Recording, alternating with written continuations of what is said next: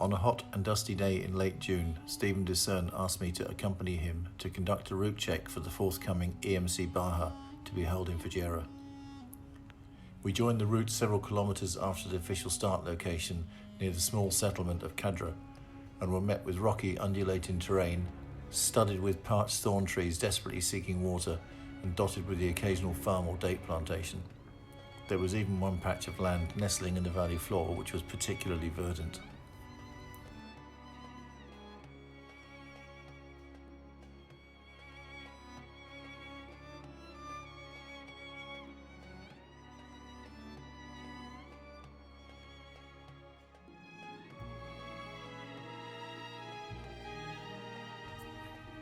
Further into the route, the rough track wound across narrow valley floors and then widened out to a flat plain, which is a location of the service point for the rally.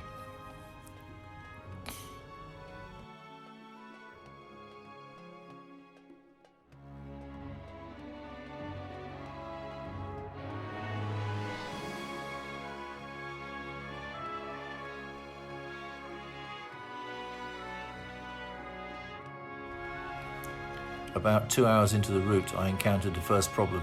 The left front tyre was flat. On inspection, this proved to be a gash in the inside tyre wall.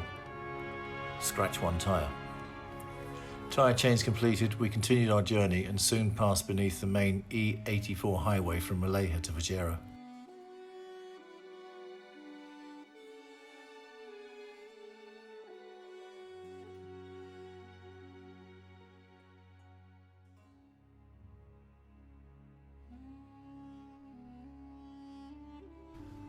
Now we were driving in more interesting terrain, with small hamlets nestled in the bottom of steep, rock-strewn valleys and narrow tracks carved out of the side of the mountains.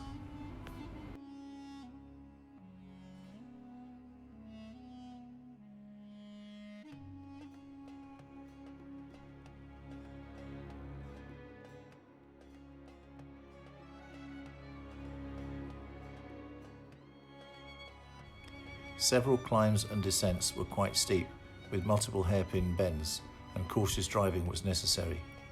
That being said, it was one-handed cautious driving, since the other hand was filming with the iPhone.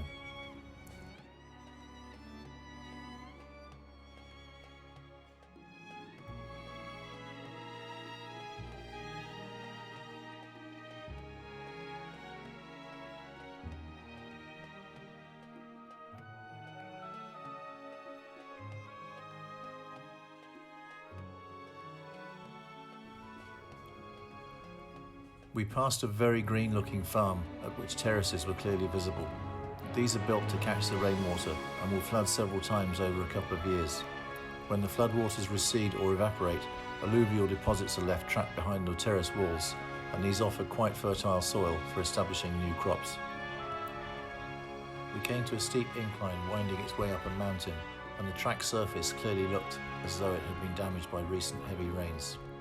Even the access to the road was difficult, as wadi floods had scoured the surface away to create a mini gully just too deep to cross. Stephen looked for a way around this obstacle, and eventually we found a narrow rocky causeway covered in scrub. Once across, Stephen decided to recce the steep slope ahead of us. You can see by the way he bounces around and has to crisscross the track that it is in a poor state of repair and impassable. The ascent was abandoned and an alternative way over or around the mountain was sought. The time was now approaching 1100 hours and the heat was beginning to make itself known. Just before this picture was taken, my iPhone overheated and I had to place it in front of the AC vent to cool down. And shortly after this picture, the temperature of the engine had climbed to the maximum. Luckily, we were just cresting a rise and there was a strong breeze at the top, so the needle dropped rapidly.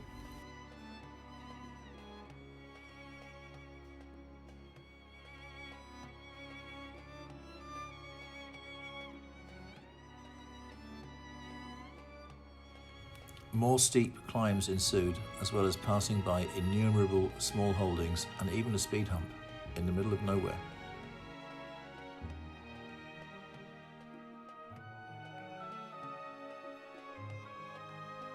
Since we had not been able to follow the rally route exactly as planned, we were faced with what turned out to be a lengthy detour of about an hour and a half, and we used this culvert to get back on track.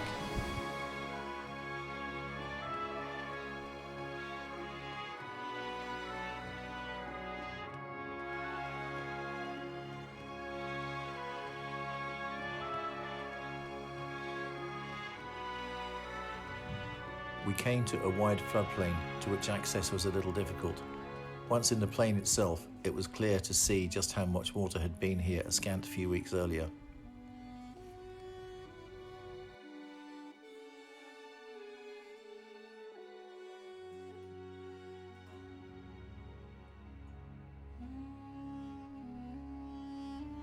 On the homeward stretch, as we approached Cadra, I suffered another puncture to the same left front wheel, but this time a rock cut a gash in the outer wall of the tyre. Since we had no more spares, we took the earlier damaged tyre and went in search of a tyre repair shop, where I borrowed Stephen's spare tyre and had it fitted to my rim. Since this area was a truck stop, we were certain to find a good eatery, and quickly happened on Taste Master's restaurant, where we sat down to eat keema, spicy omelette, roti and laban. As we were finishing up our meal, a Pakistani gentleman named Munir Karim recognised Stephen, and it was quickly established that they had met in Bandar Abbas 3 years previously, when Stephen was biking to the UK and Munir was returning to the UAE from one of his many adventures in his tiny Suzuki Jimmy. We had anticipated that the day would be finished before midday, but with punctures, slow, cautious driving and lengthy detours, we did not arrive home until about 1600 hours and 400 odd kilometres later, at which time I discovered a third puncture.